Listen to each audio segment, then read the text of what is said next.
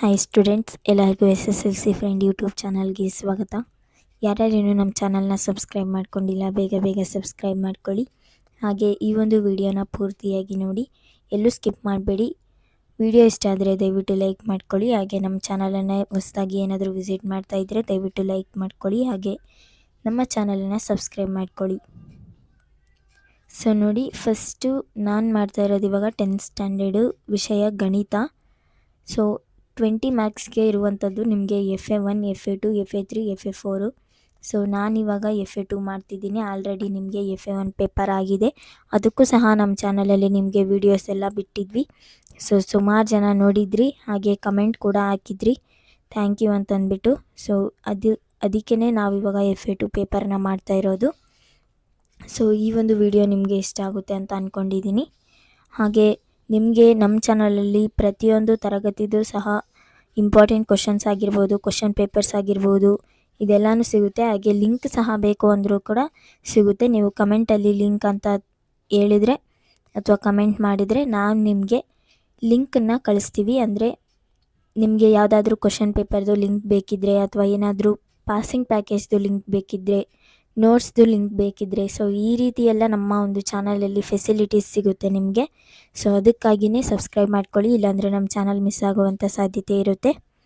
So ಬನ್ನಿ, ಪೇಪರಲ್ಲಿ ಯಾವ ರೀತಿ ಕ್ವಶನ್ಸ್ ಇದೆ, ನಿಮಗೆ ಯಾವ ಕ್ವಶನ್ಸ್ ಬರುತ್ತೆ ಅನ್ನೋದನ್ನು ನೋಡೋಣ. ಸೊ ಈ ಒಂದು ಕ್ವಶನ್ ಪೇಪರ್ ತುಂಬಾ ಇಂಪಾರ್ಟೆಂಟು. ಮೊದಲನೇದಾಗಿ ಸೊ ನೋಡ್ತಾ ಇದ್ದೀರಾ ಇಲ್ಲಿ ಫಸ್ಟ್ ಮೇನಲ್ಲಿ ಈ ಕೆಳಗಿನ ಪ್ರಶ್ನೆಗಳಿಗೆ 4 ಪರ್ಯಾಯ ಉತ್ತರಗಳನ್ನು ನೀಡಲಾಗಿದೆ. ಅವುಗಳಲ್ಲಿ ಸರಿಯಾದ ಉತ್ತರವನ್ನು ಆಯ್ಕೆ ಮಾಡಿ ಕ್ರಮಾಕ್ಷರದೊಡನೆ ಪೂರ್ಣ ಉತ್ತರವನ್ನು ಬರೆಯಿರಿ ಅಂತ ಕೊಟ್ಟಿದ್ದಾರೆ. ಸೊ ಕ್ರಮಾಕ್ಷರ ಅಂದರೆ ಏನು ಅಂತ ಕನ್ಫ್ಯೂಸ್ ಆಗೋಕ್ಕೋಗ್ಬೇಡಿ. ಸೊ ಇದು ಏನಿದೆ ABCD ಇದು ಕ್ರಮಾಕ್ಷರ.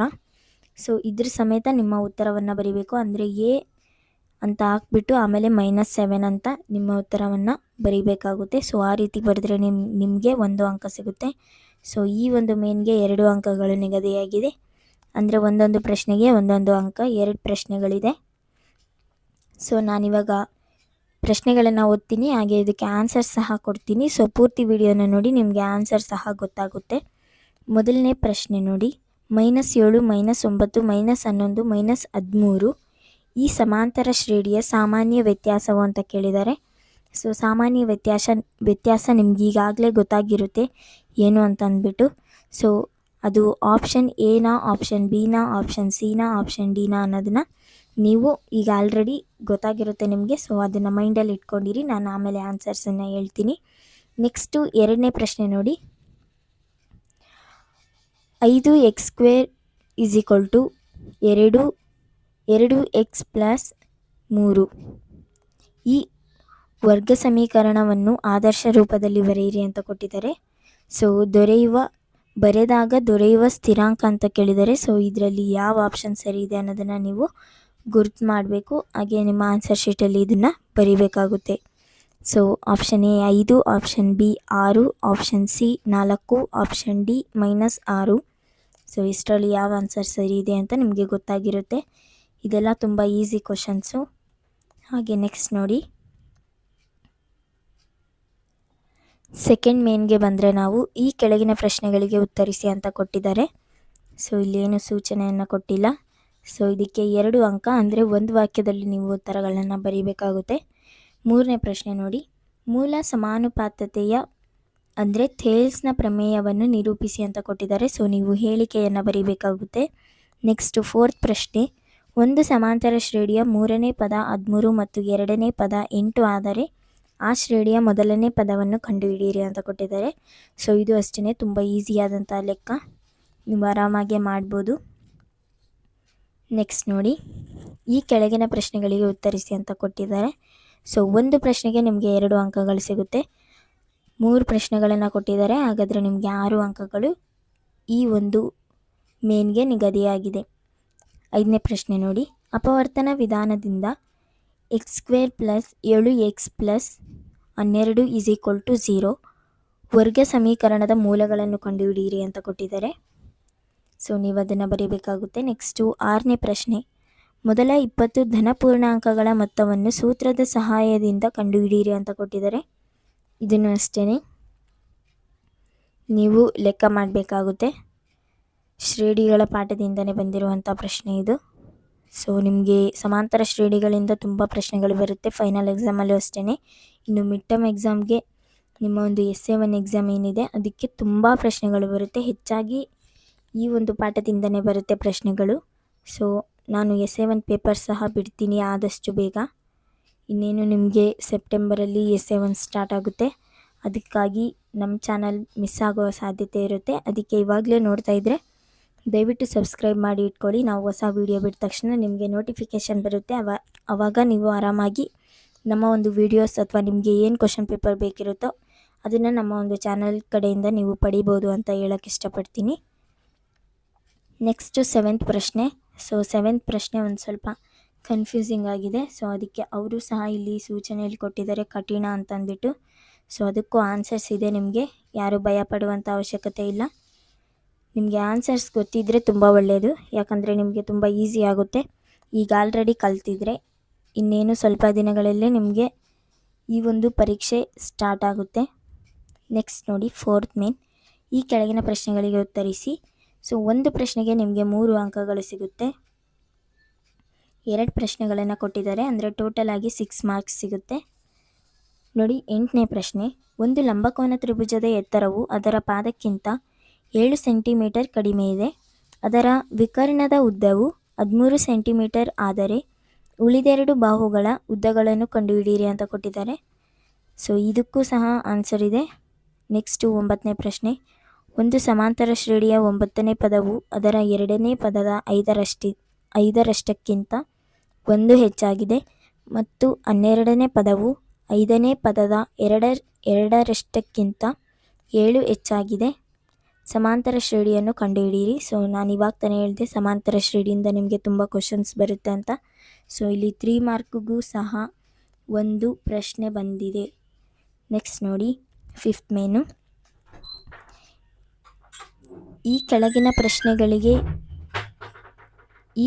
ಪ್ರಶ್ನೆಗೆ ಉತ್ತರಿಸಿ ಅಂತ ಕೊಟ್ಟಿದ್ದಾರೆ. ಸೊ ಇದಕ್ಕೆ 4 ಅಂಕಗಳು ನಿಮಗೆ ಸಿಗುತ್ತೆ. ಸೊ ಒಂದೇ ಒಂದು ಪ್ರಶ್ನೆ ಇರೋದು, ಅದಕ್ಕೆ 4 ಅಂಕಗಳಿದೆ. ಸೊ ಅದು ಬೇರೆ ಯಾವುದೂ ಅಲ್ಲ, ನಿಮಗೆ ಗೊತ್ತಿರುವಂಥ, ನೀವು ಬೈಹರ್ಟ್ ಮಾಡಿರುವಂಥ ಅಥವಾ ನೀವು ತಿಳ್ಕೊಂಡಿರೋ ಪ್ರಾಕ್ಟೀಸ್ ಮಾಡಿರುವಂಥ ಪ್ರಶ್ನೆಯೇ ಆಗಿದೆ. ನಾನಿವಾಗ ಓದ್ತೀನಿ. 2 ತ್ರಿಭುಜಗಳಲ್ಲಿ ಅನುರೂಪ ಕೋನಗಳು ಸಮವಾದರೆ ಅವುಗಳ ಅನುರೂಪ ಬಾಹುಗಳ ಅನುಪಾತಗಳು ಸಮ ಎಂದು ಸಾಧಿಸಿ ಅಂತ ಕೊಟ್ಟಿದ್ದಾರೆ. ಸೊ ಇಲ್ಲಿ ಹೇಳಿಕೆಯನ್ನು ಕೊಟ್ಟಿದ್ದಾರೆ, ನೀವು ಪ್ರಮೇಯವನ್ನು ಬರೀಬೇಕಾಗುತ್ತೆ. ಸೊ ನೆಕ್ಸ್ಟ್ ನೋಡೋಣ. ಇವಾಗ ಆನ್ಸರ್ಸನ್ನು ಕೊಡ್ತೀನಿ. ಈ ಒಂದು ವಿಡಿಯೋನ ಪೂರ್ತಿಯಾಗಿ ನೋಡಿ. ಏನಾದರೂ ಡೌಟ್ಸ್ ಇದ್ದರೆ ದಯವಿಟ್ಟು ಕಮೆಂಟ್ ಹಾಕಿ. ಸೊ ಆನ್ಸರ್ಗೋಸ್ಕರ ಯಾರ್ಯಾರು ಕಾಯ್ತಾ ಇದ್ದೀರಾ ಕರೆಕ್ಟಾಗಿ ಇವಾಗ ಕೇಳಿಸ್ಕೊಳ್ಳಿ. ಸೊ ನೋಡಿ 1ನೇ ಪ್ರಶ್ನೆಗೆ ಆಪ್ಷನ್ B -2, ಹಾಗೆ 2ನೇ ಪ್ರಶ್ನೆಗೆ ಆಪ್ಷನ್ D -6. ನೆಕ್ಸ್ಟು 3ನೇ ಪ್ರಶ್ನೆಗೆ ನೋಡ್ತಾ ಇದ್ದೀರಾ, ತ್ರಿಭುಜದ 2 ಬಾಹುಗಳನ್ನು 2 ವಿಭಿನ್ನ ಬಿಂದುಗಳಲ್ಲಿ ಛೇದಿಸುವಂತೆ ಒಂದು ಬಾಹುವಿಗೆ ಸಮಾಂತರವಾಗಿ ಎಳೆದ ಸರಳ ರೇಖೆಯು ಉಳಿದೆರಡು ಬಾಹುಗಳನ್ನು ಸಮಾನುಪಾತದಲ್ಲಿ ವಿಭಾಗಿಸುತ್ತದೆ. ಸೊ ಇದು ನಿಮ್ಮ ಉತ್ತರ ಆಗಿರುತ್ತೆ. ನೆಕ್ಸ್ಟ್ ನೋಡಿ 4ನೇ ಪ್ರಶ್ನೆಗೂ ಸಹ ಉತ್ತರ ಕೊಟ್ಟಿದ್ದಾರೆ. ಸೊ 4ನೇದು, 5ನೇದು, 6ನೇದು, ನೆಕ್ಸ್ಟ್ ಇಲ್ಲಿ 9, ಕೆಳಗಡೆ 7 ಇದೆ ನೋಡ್ತಾ ಇದ್ದೀರಾ. ಇದು 7ನೇ ಪ್ರಶ್ನೆ, ಇದು 8ನೇ ಪ್ರಶ್ನೆ, 9ನೇ ಪ್ರಶ್ನೆ ಈ ಕಡೆ ಸೈಡ್ ಇದೆ ಅಂತ ಹೇಳಿದೆ ಇವಾಗ ತಾನೆ. ಸೊ ನೆಕ್ಸ್ಟ್ ನೋಡಿ, ನೆಕ್ಸ್ಟು ನಿಮಗೆ ಕೋನ ಗುಣ ನಿರ್ಧಾರಕ ಪ್ರಮೇಯ. ಬೇಕಿದ್ರೆ ನೀವು ಇದನ್ನು ನೋಟ್ ಮಾಡ್ಕೋಬೋದು, ಬೇಗ ನೋಟ್ ಮಾಡ್ಕೊಳ್ಳಿ. ಈ ಒಂದು ಪ್ರಮೇಯವನ್ನು ನಿಮ್ಮ ಟೀಚರ್ಸ್ ಕಠಿಣವಾಗಿರೋದೇನಾದರೂ ಕೊಟ್ಟಿದ್ದರೆ ಅಥವಾ ನನಗೆ ಓದೋಕ್ಕೆ ಆಗಲ್ಲ ಇಷ್ಟೊಂದು ಅಂತ ಅನಿಸಿದರೆ ದಯವಿಟ್ಟು ಈ ಒಂದು ಪ್ರಮೇಯವನ್ನು ಯಾರು ಮಿಸ್ ಮಾಡಬೇಡಿ, ದಯವಿಟ್ಟು ಬರ್ಕೊಳ್ಳಿ, ಇದನ್ನು ನೋಟ್ ಮಾಡ್ಕೊಳ್ಳಿ. ಸೊ ಇಲ್ಲಿ ನಾನು ನೋಟ್ ಅಂತ ಬರೀತಾ ಇದ್ದೀನಿ. ಸೊ ನೀವು ಇದನ್ನು ನಿಮ್ಮ ಒಂದು ಪೇಜಲ್ಲಿ ಅಥವಾ ನಿಮ್ಮ ಒಂದು ಬುಕ್ಕಲ್ಲಿ ಇದನ್ನು ನೋಟ್ ಮಾಡ್ಕೊಳ್ಳಿ. ಯಾಕಂದರೆ ನಿಮಗೆ ಇದು ತುಂಬ ಯೂಸ್ಫುಲ್ ಆದಂಥ ಒಂದು ಪ್ರಶ್ನೆ ಆಗಿದೆ. ಯಾಕಂದರೆ ಇದು 4 ಮಾರ್ಕ್ಸ್ಗೆ ಫೈನಲ್ ಎಕ್ಸಾಮಲ್ಲಿ ಅಥವಾ 5 ಮಾರ್ಕ್ಸ್ಗೆ 4 or 5 ಮಾರ್ಕ್ಸಿಗೆ ಬರುತ್ತೆ ಇದು. ಸೊ ಹೇಳೋಕ್ಕಾಗಲ್ಲ ಎಷ್ಟು ಮಾರ್ಕ್ಸ್ಗೆ ಅಂತಂದ್ಬಿಟ್ಟು ದಯವಿಟ್ಟು ಇದನ್ನು ನೀವು ನೋಟ್ ಮಾಡಿಕೊಳ್ಳೇಬೇಕು. ಹಾಗೆ ತೇಲ್ಸ್ ಪ್ರಮೇಯನೂ ಸಹ ಬರುತ್ತೆ. ಸೊ ನಾನು ನಿಮಗೆ ಟೈಮ್ ಕೊಡ್ತಾ ಇದ್ದೀನಿ, ಬೇಕಿದ್ದರೆ ನೀವು ವಿಡಿಯೋನ ನಿಲ್ಲಿಸ್ಬಿಟ್ಟು ಬರ್ಕೋಬೋದು. ನೀಟಾಗಿ ಇದನ್ನು ಬರ್ಕೊಳ್ಳಿ.